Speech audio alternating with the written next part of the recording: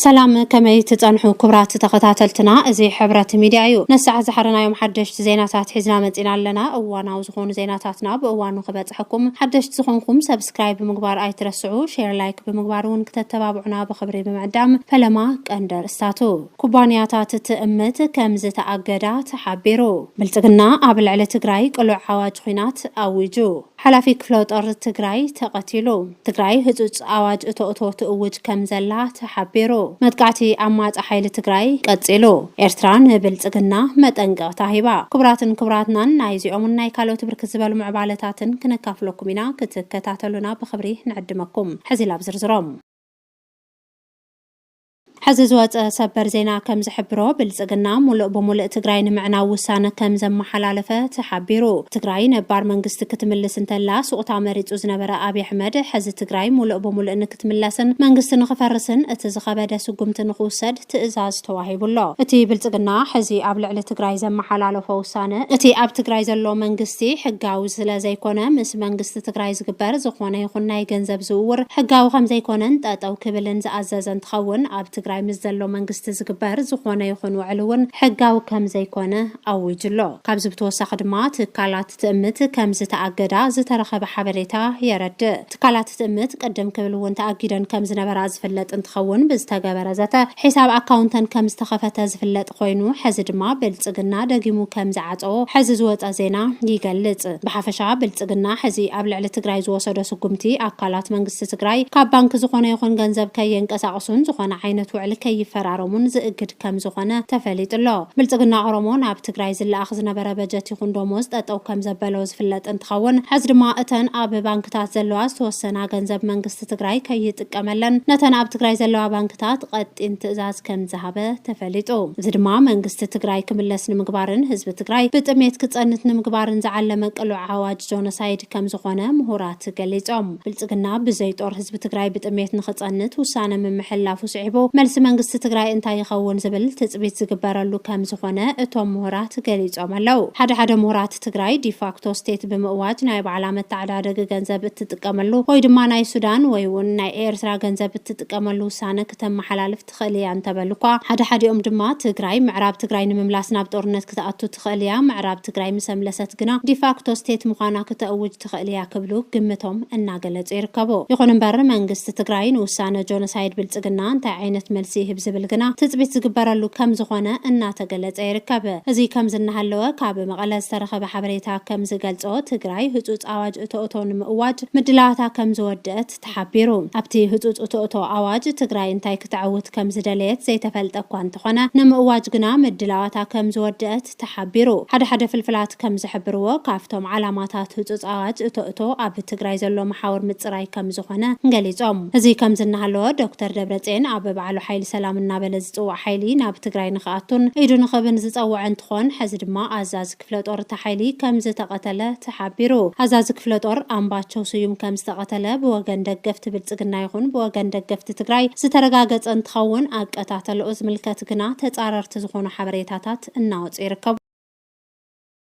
ደገፍቲ ብልጽግና ዝኾኑ ሚድያታት መን ከም ዝቀተሎ ዝርዝር ሓበሬታ ካብ መሃብ ተቆጢበን ኣለዋ ደገፍቲ ትግራይ ዝኾና ሚድያታት ድማ ኣዛዚ ክፍለ ሰራዊት ሓይሊ ሰላም ትግራይ ዝነበረ ኣምባቸው ስዩም ምስ ትግራይ ናብ ጦርነት ክንኣቱ የብልና ንኢሉ ብምቃወሙ እዩ ብብልጽግና ስጉምቲ ተወሲድሉ ክብሉ ይገልጹ ተስፋይ ራያ ውን ተኣሲሩ ዝነበረ ሓይሊ ሰላም ትግራይን ሰራዊት ትግራይን ክዋግኡ የብሎምን ብምዋሉ እዩ ኮሎኔል ኣምባቸው ስዩም ውን ብልጽግና ኣብ ልዕሊ ትግራይ ጦርነት ንኽጅምር ትእዛዝ መሃቡ ስዒቡ ነቲ ትእዛዝ ብምቃወሙ እዩ ተቐቲሉ ኢሎም እናጸብጸቡ ከቦ ስለዚ ድማ ኣማውታ ኣምባቸው ስዩም በሕማም ከም ዘይኮነ ግና ብወገን ብልጽግና ይኹን ብወገን ትግራይ ዘሎ ሚድያታት ዝገለጽዎ ስለዝኾነ እቲ መራሒ ብዝኾነ ኣካል ስጉምቲ ተወሲድሉ ከም ዝኸውን ብዙሓት ሓሳቦም እናገለጹ ይርከቡ ኮሎኔል ኣምባቸው ስዩም ብዝኾነ ይኹን መንገዲ ቀተል ብዘየገድስ ኣዶ ትግራይ ሓደ ወዳም ሰኣና ግን ዝሐዝንን ተጋሩ ተልእኾ ብልጽግና ኦሮሞ ንምዕዋት ክብሉ መስዋዕት ክኸፍሉ ከም ዘይብሎምን ሓሳቦም ዝሃቡ ምሁራት ገሊጾም እዚ ከም ዝናሃለወ ዓማጽ ሓይሊ ትግራይ ብኣንፈት ምዕራብ መጥቃዕቲ ከም زخفته تحبيرو كاب فلفلاتنا استرخب حبريتا كم زقلتو تحيلي بتسلمتن والقايتن متقعت كم زخفته تحبيرو زي تلاخ بلصقنا اورومو زخونه حيلي بستفلالو جنبارات انصار تግራይ متقعت زخفتن تخون حز دما اب معراب تግራይ متقعت خفيتو كم زركب تفليطو دغفتي تحيلي زخونه ميدياتات حيزن اوزو حبريتا كم زقلتو تحيلي مول ጸለምቲ ዲማ ማይ ጸብረን ብዙሓት ግዝኣታት ወልቃይትን ከም ዝተቆጻጸረ እናጸብጸባ ይርከባ ካብዚ ብተወሳኺ ብኣበርገለን ዓፋርን መጥቃዕቲ ከም ዝጀመረ ዝገለጻ እተን ሚድያታት ዓወት ይቐንዖ ከም ዘለውን ገሊጸን ኣለዋ ካብ ካልኦት ፍልፍላት ዝተረኸበ ሓበሬታ ከም ዝገልጾ ድማ ሰራዊት ትግራይ ብዝወሰዶ ጸረ መጥቃዕቲ 5 ወረዳታት ክልል ዓፋር ተቆጻጺሩ ከም ዝርከብ እናተጸብጸበ ይርከብ እዚ ከም ዝናሃለወ ደገፍቲ ብልጽግና ዝኾና ሚድያታት ኣብ መንጎ ኤርትራን ኢትዮጵያን ናይ ዕርቂ ስነ ስርዓት ንምፍጻም ሓደ ግዜ أبي أحمد نابس مراي مرحلو كال إجزادما بريزيدنت إساياس أفورقي نابد سابا يمرحلو نابلا أبز صبصبالو زلوا أبز حزوان إيرترا أنصار بلصقنا متنقطع كم زوجات تحبيرو إيرترا أبز سومون زون بتوكالة إيرترا أب حبرات منقستات صوفيا تسفا مريم بلا متنقطع ذهبت نتخون حزدما بمنستر حبريتا إيرترا يمانا قبر مسكال غيرا متنقطع كم ذهبت تفليتو يمانا قبر مسكال أبزهابو متنقطع إثيوبيا كاب إيرترا إداك تسحب أتنقعلو أبزو توسخي بإيرترا سودان كم استدعوا زنجروا لزلوا صمدون أب سودان يكايد كم زلوا فلت انتخون وانا على مدما بلصقنا زغبرو زلوا ورارت أطون مبال كم زخنا الناتقل يركب قبل علي دكتور دبرتينن سدرون كاب فيدرال منغستي مفررح كم زتجمره تقليتو أبيب جنرال ساموراي نسبيلو قبل على واحد ملأختو أم حلالفو أب تግራይ حدش سلطان توصاصيرو زلح واحد بالجنرال ساموراي نسبيلو كاب أبي متنقطع بصحوا اتمنقطع دما حدش مريحنا تግራይ ببلصقنا كم زمسرتيو زقلص ابز حد ساعات بتغارو بانداتات تبايلهم بابي دما جغانو زخونون نبارات تغادلت تግራይ كم بعل ساموراينس حزون ابل الحواحتن حزب تግራይን مفرارح تخوينو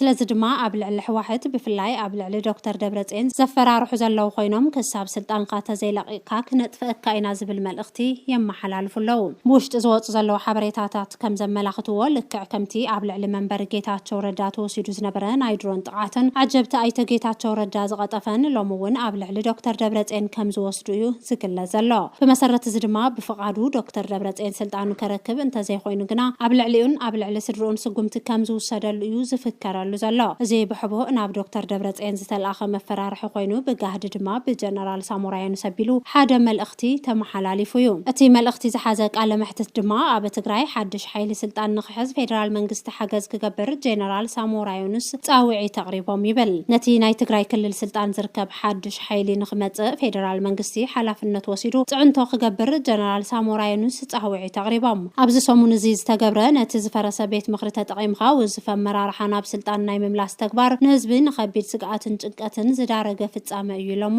እቲ ናይ ቀደም ናይ ኢፌድሪ ጠቅላላ ኢታማዦር ሹም ጀነራል ሳሞራይኑስ ነቲ እዋናዊ ናይ ትግራይ ፖለቲካዊ ኩነታት አመልኪቶም ሎሚ ምስ ጋዜጣ ወጋሕታ በትግርኛ ቋንቋ ብዘካየድዎ ቃለ መሕትት ከም ዝገለጽዎ እቶም ናይ ሕወሓት አመራርሓ ሰሙን እዚ ዝወሰንዎ ዘይሕጋዊ ውሳነ ህዝባዊ ደገፍ ዘለዎ ንኽመስል ብዙሕ ናይ ፕሮፓጋንዳ ስራሕ እኳ እንተተገበረሉ እቲ ሓቂ ግና ካብ ሚእቲ ብዘይበልጡ ሰባት ምኽክር ጥራይ ውሽጥን ውሽጥ ተወሲኑ ዝተገብረ ናይ ውሕዳት ድሌት ምዃኑ ኣነጺሮም ነቲ ተግባር ብጣዕሚ ሕማቅ ክብሉ ዝገለጽዎ ጀነራል ሳሞራ ኣብ ውሽጢ ዓዲ ይኹን ኣብ ወጻኢ ዝርከብ ተወላዲ ትግራይ በዚ ተግባር እዚ ከም ዝተቆጠሐ ገሊጾም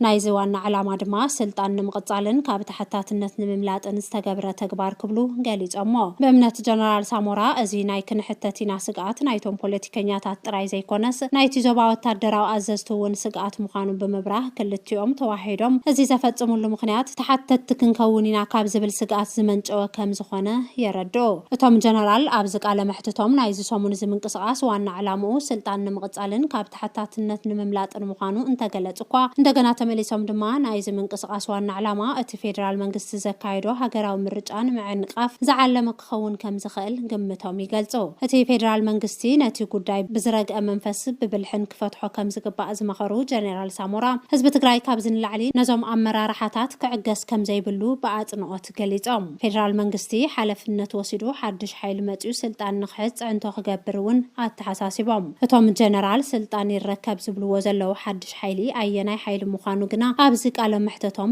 ብዝርዝር ኣይገለጹን። ናይ ሕወሓት ወሃቢ ቃል ዝኾነ ሚካኤል ኣስገዶም ምስ ወይን ኣብ ዝገበሮ ቃለ መሕተት እውን ብልጽግና ንትግራይ ንምውራር ምድላዋቱ ከም ዝወደአን ኣብ 0 ሰዓት ከም ዘሎን ብምግላጽ ብልጽግና እንተየጥፈአና ቀዲምና ክነጥፎ ኣለና ክብል ምግላጹ እናተጸብጸበ ይርከብ። ሕዚ ካብ ትግራይ ዝተረኸበ ሓበሬታ ከም ዝገልጾ ድማ ህዝቢ ትግራይ ብጎረሮኡ ሒዙ ንኽጸንት ይገብሮ ከም ዘሎ ብልጽግና ካብ ስልጣኑ ምእላይ እቲ ናይ መወዳእታ ትልሚ ሕወሓትን ሰራዊት ትግራይን ከም ዝኾነ ተገሊጹ። ስለዚ ድማ እቲ ምዕራብ ትግራይ ንምምላስን ተመዛበልቲ ትግራይ ናብ መረበቶም ብምምላስ ህዝቢ ትግራይ ካብ ተወሳኺ እልቂት ምክልኻል ዝብል ዓላማ ዘለዎ ዝጅመር ዘሎ ሓድሽ ቃልሲ ህዝቢ ትግራይ ግዝኣት ትግራይ ምስ ተመልሰ እውን ብልጽግና ድሮናት እናላኣኸን ትግራይ ሰላም ክህባ ስለ ዘይኽእል ሰራዊት ትግራይ ምስ ፋኖን ካልኦት አንጻር ብልጽግናን ዝቃለሱ ሓይልታትን ጥብረት ብምፍጣር ናብ 4 ኪሎ ምሪሑ ስርዓት ብልጽግና ንምእላይ ትልሚ ከም ዝሓዘ ተፈሊጡሎ።